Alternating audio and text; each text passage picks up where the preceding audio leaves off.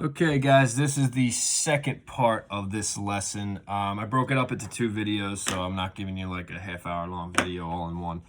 But I wanted to post a previous video on a quick review of what we did before spring break on how to graph in slope, intercept, and standard form. Okay, so today's lesson actually focuses on how to graph vertical and horizontal lines. So if you turn to page 3 in your notes or scroll through if you're using a computer, you can see at the bottom of page 3, graphing special cases, vertical and horizontal lines. Okay, now if you recall, when we did slope, how to find slope, horizontal lines are lines that move left and right. Okay, so we'll focus on horizontal lines first. They always move. Think of it this way. Horizontal horizon. The horizon is like where you look straight ahead across the horizon, so you're moving left or right, not up or down. And we know that the slope of a horizontal line is 0, so it's flatlining. Okay, now graphing those, okay, graphing horizontal lines is always going to be in the form of y equals a number, just a number.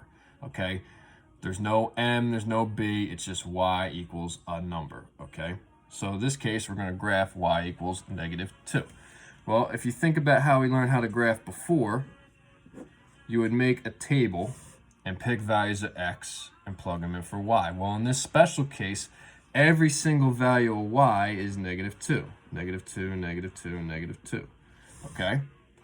X doesn't matter because x doesn't appear. So I can pick any values of x. I can make x 0, I can make it -1, I can make it +1, I can make it 3, I can make it 15.2. It doesn't matter. Any value of x I can plug in will make this equation work.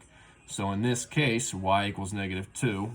Every value of y will be -2. So let me label my axes here, y and x, okay? So I start at the origin, I go down to where y equals -2, okay? So I plot that point, 0, -2. All right, now I can do -1, -2, that's right next to it. +1, -2. And you notice the pattern. Every single point on this line is just going to be moving left or right because it's horizontal. It's got a 0 slope. Okay? And y equals -2 is where all values of y equal -2. So I get a couple points. Now, once you get good at this, it only takes a couple examples.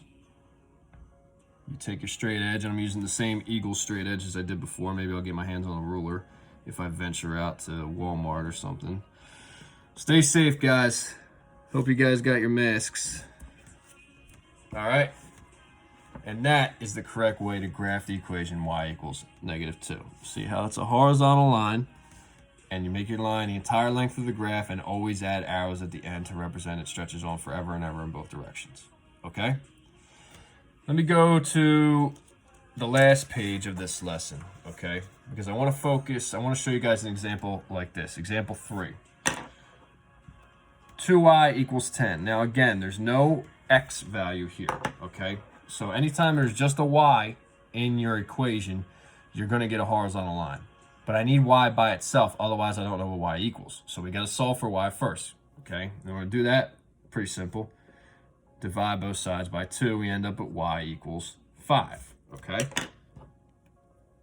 So this is the equation we're going to graph. Once y is by itself, we can graph it. This means that all values of y are equal to 5. So I got my y and x axis. So I start at my origin and I find out where y is equal to 5. So I go up 5. 1, 2, 3, 4, 5. There we go. So notice in the previous example and this example, when y equals a number, it does have a y-intercept. It does cross the y-axis at some point. In this case, it's 5, okay? So every value of y is going to be 5. The x values, I can pick any values of x. I'm not going to make another table, but you can see that the x values vary. I can put anything in for x because there is no x. But the y has to be equal to 5. So I'm going to take my straight edge, make sure that's straight, and just make a true line. Make sure it's dark so you can see it, especially when you get examples. That line's terrible. Should be over the dots, but you get my point.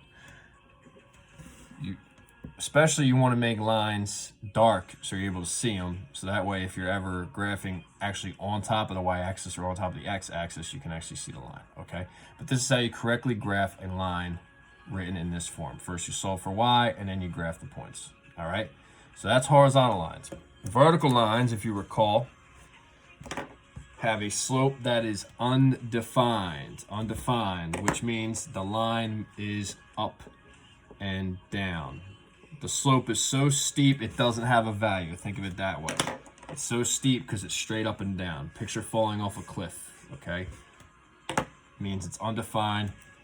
It does not have a value, okay? These type of equations look like this. X equals a number, okay? Which means that all values at x are going to be equal to 4. So just like the previous example, the first example we did, every value of x we put on a table is going to be equal to 4.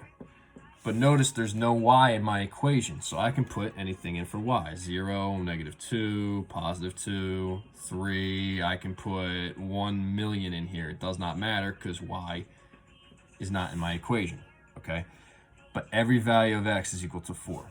So if I go label my axes, I start at the origin. I want every value where x is equal to 4. So now I'm moving left and right. So it's +4, so I'm going 1, 2, 3, 4 to the right. So I'm labeling this one 4, 0 is that point.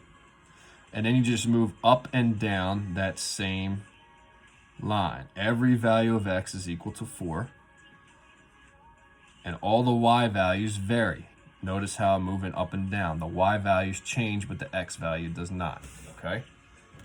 So once you get good at this, you don't have to draw a point for every single point on that line. All you do, especially if you're using grids like we're using now in these examples, is find out where x is equal to 4 and then just draw a straight up and down line. I'm basically going to trace over that one grid line that has all those points on it. So I take my straight edge and I go straight up and down, make sure I go through each point. Okay. Now, like I said, I'm a little off with my drawing, but you guys get it. So you're supposed to go through each point where x is equal to 4. Okay? All right. You guys are going to practice on the remaining examples from this lesson.